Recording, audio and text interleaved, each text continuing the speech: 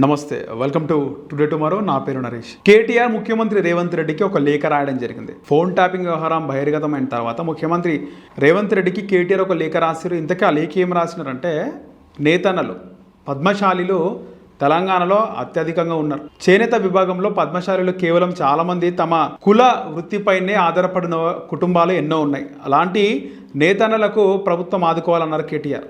ఇంతకీ కేటీఆర్ ఏమన్నాడంటే, ముఖ్యంగా ఇక్కడ తెలంగాణలో పండుగలకు సంబంధించి ముఖ్యంగా దసరా పండుగకు ఉచిత చీరలను గవర్నమెంట్ పంపిణీ చేస్తుంది మహిళలకి.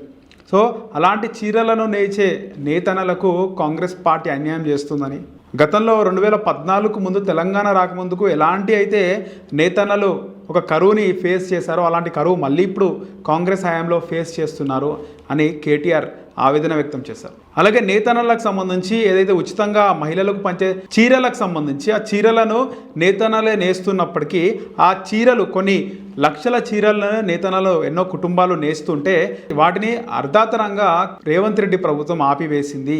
చాలామంది పొట్టగొడుతుంది, చాలామంది పనులు లేక బాధపడుతున్నారు. ఇదే వృత్తిని నమ్ముకున్న నేతన్నలు పద్మశాలీల కుటుంబాలు ఏం కావాలని చెప్పేసి కేటీఆర్ ఒక బహిరంగ లేఖ ఇవ్వడం జరిగింది.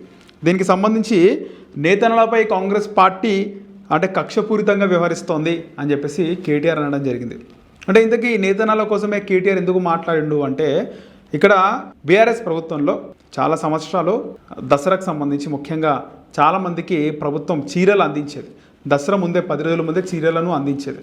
వాటిని అన్నింటినీ కూడా నేతన్నలు ముఖ్యంగా సొంతంగా నేయడం జరిగింది. తెలంగాణకు సంబంధించి చాలా కుటుంబాలు ఈ వృత్తిపైన ఆధారపడి ఉన్నారు. సో అలాంటి పనిని లేకుండా కాంగ్రెస్ ప్రభుత్వం చేసింది అనే ఉద్దేశంతో కేటీఆర్ ఒక బహిరంగంగా ఒక లేఖ కూడా ఇవ్వడం జరిగింది.